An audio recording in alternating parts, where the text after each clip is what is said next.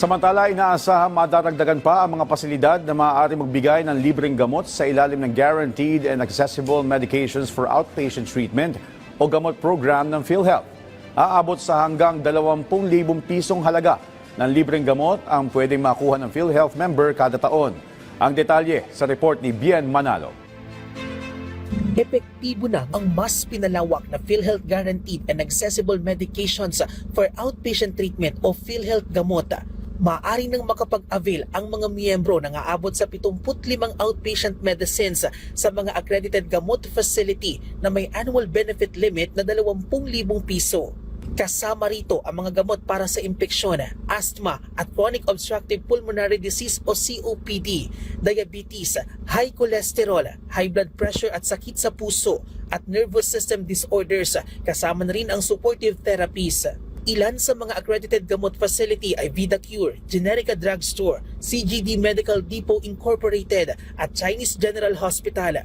Una nang inilunsad ang PhilHealth Gamot noong 2023 pero sa ilang probinsya pa lang. Paalala naman ng PhilHealth sa mga miyembro nito na panatilihing updated ang kanilang record para sa mas mabilis na transaksyon sa pag-avail ng benepisyo. Para sa senior citizen na si Nanay Perla, malaking kabawasan ito sa kanilang gastusin sa gamot na umaabot sa 6,000 piso.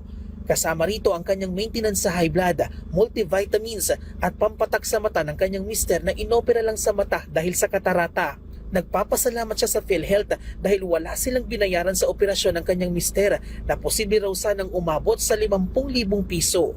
Napakaganda ng pinaano ngayon sa mga senior kasi ang laki ng kaluwagan, bilhin mo 20,000. Makakameno sa amin, makakatulong ng malaki. Magpapasalamat ako sa PhilHealth na bibigyan kami ng tulong para sa mga senior citizen. Yun lang po, salamat po sa PhilHealth. Kinakailangan munang magparehistro ng mga benepisyaryo sa PhilHealth Yakap Clinic na malapit sa kanilang lugar para ma-avail ang PhilHealth gamot. Kailangan na may prescription mula sa primary care doctor na naglalaman ng Unique Prescription Security Code o UPSC na siyang ipapakita sa alinmang gamot facility kasama ang government-issued ID card.